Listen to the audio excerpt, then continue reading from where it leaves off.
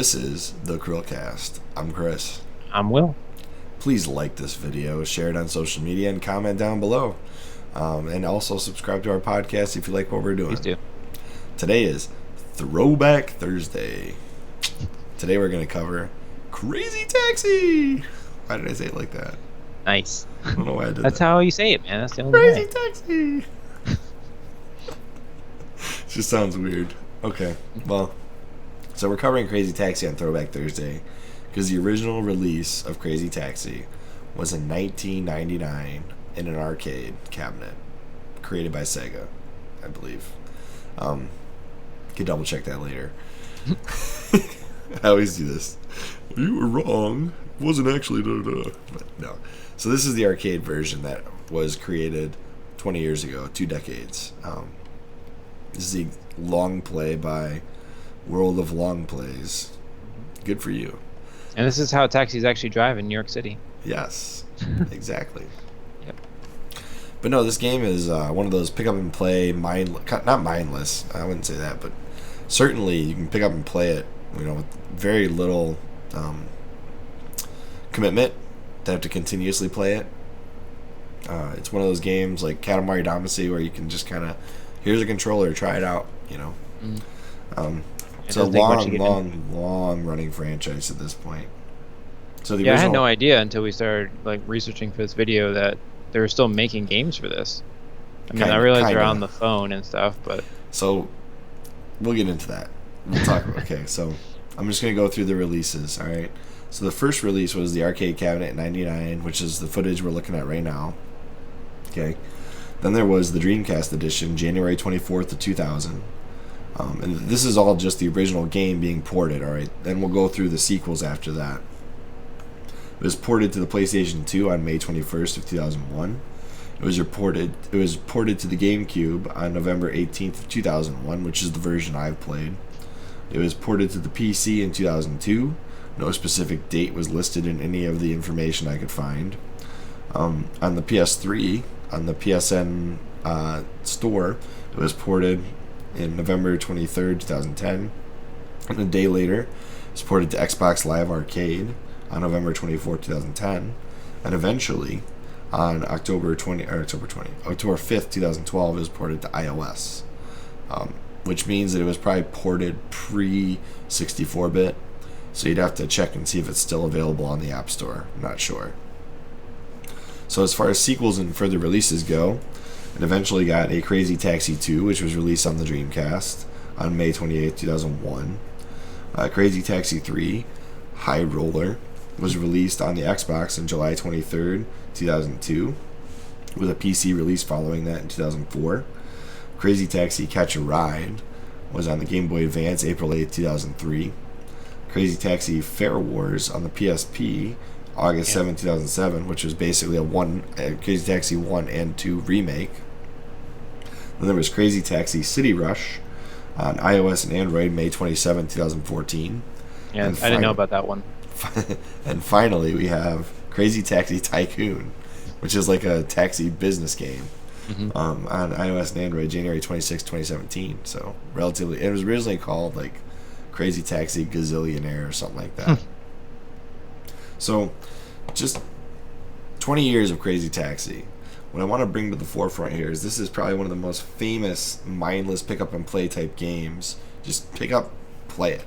It's not really a lot of explaining required. You got an arrow telling you where to go. Passenger gets in the taxi. Get them from point A to point B as fast as possible. All right? Yep. That's basically the game.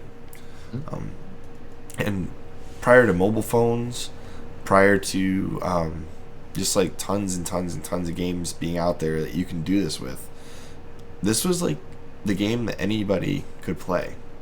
Yeah, it's good mindless fun. There wasn't the Bejeweled, there wasn't Candy Crush. There was like this, there was like Katamari Damacy, there was Tetris. You were very limited in your choices for pick up and play games that didn't require, hours of explaining or trying to learn a new game. Yeah, or hours learning the moves to be able to beat one character. Right, exactly. And so this type of game, you couldn't make a brand new game like this not for mobile phones nowadays. You basically are targeting an audience that's glued to their phone when you make a game like this nowadays, because people on consoles are more dedicated, or they're watching like Netflix and Hulu on their console after they decided they weren't actually a gamer. What is that? What are you clearing your throat about? But as far as that goes, I mean, this game is iconic. I mean, everybody who sees the cover knows what they're getting into, and at least anybody in the gaming world who's been around longer than Fortnite. Yep. I've actually played this game in the arcade back in the thousands. Yep. That's cool. I can honestly say my first step into an arcade.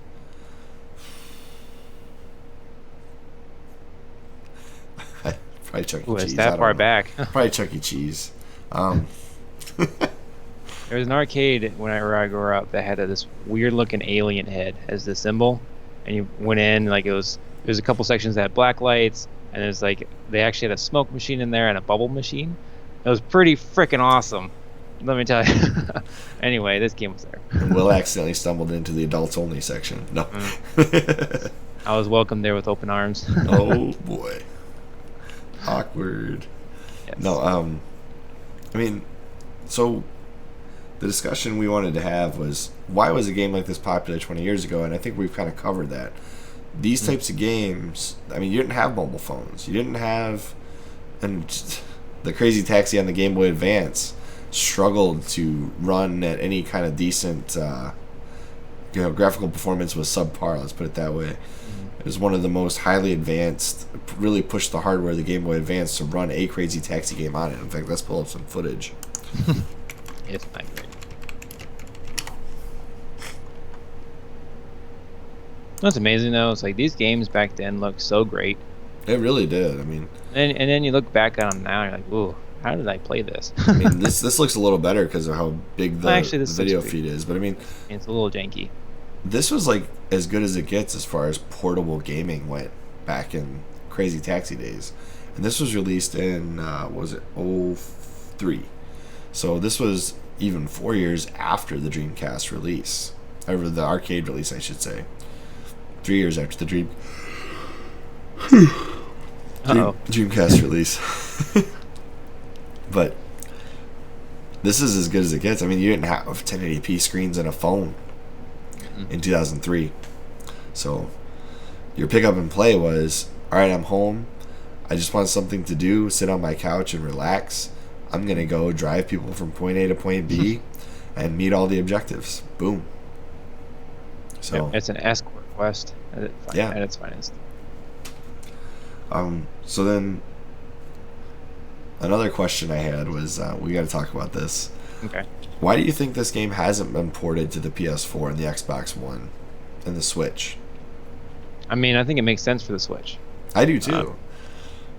I don't think that the audience is there anymore on the console for this kind of game. But it is on the Switch. Yes. I don't think a home console audience makes sense for this game. Although, if you're going to take the time to put it on the Switch, you might as well put it on the PS4 and the Xbox One at the same time. Mm-hmm. Well, now that Xbox is going to have the xCloud, yeah. But you don't need like top-end graphics for a game like this.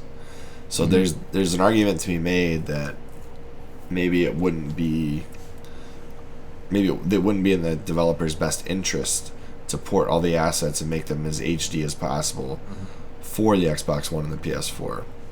There was an article in like 2016, 2017 timeframe where the original developer of this game wants to port this to modern consoles. And since it's already on Xbox Live Arcade, just up-res it and bring it to the Xbox One. And from PS3 to PS4, it might as well. Same thing. I think it's backwards compatible with the Xbox. Is it? Yeah, I believe it is. Okay, well then that would be cool. Check that out. Maybe we find that out right now. Let's see. Metal Jesus, we covered you last week. Get out of our video. It's because he's about to recommend Crazy Taxi, probably.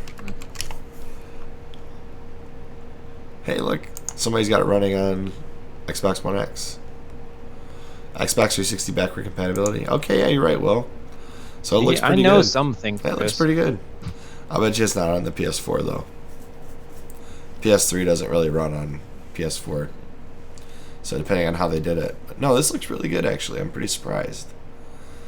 So go pick this game up if you enjoy it. Again, though, as a sequel, I don't have the confidence that there is a market for this anymore on home consoles. I agree. The Switch, though. Yes. They could pretty much put anything on the Switch and it's going to sell.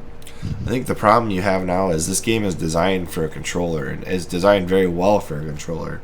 So when you port it to a mobile phone, I mean, you're lacking some features. Mm-hmm.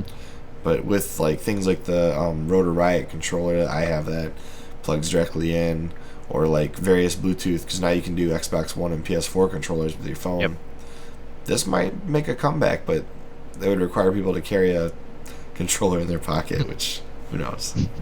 But in general, I thought Crazy Taxi was a really cool franchise. I'm sad to see that we don't have the audience for this type of game, especially when Katamari Damacy seems to succeed. You know what I mean? Although Reroll is on what platform, Will? What platform? The Switch.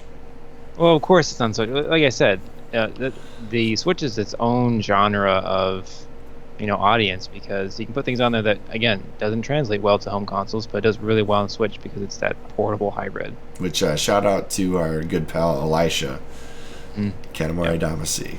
So. Yeah, I don't know if I would necessarily put that in the same category as this game, though. No, I mean, but it's kind of the same idea, right? I get the idea. It's like it's easy and go. I get your point. I'm not saying they're the same game. They're certainly not the same game. No, this is clearly the same game. Like that looks like you're rolling up little pieces into bigger pieces. I see it. I see it. Yeah, you got it. And with that being said, please like our video. Please comment on it. Please share it across social media. And subscribe to the podcast if you enjoyed our little bit and our back and forths and all that good stuff that Will quips me on every week. As always, I'm Chris.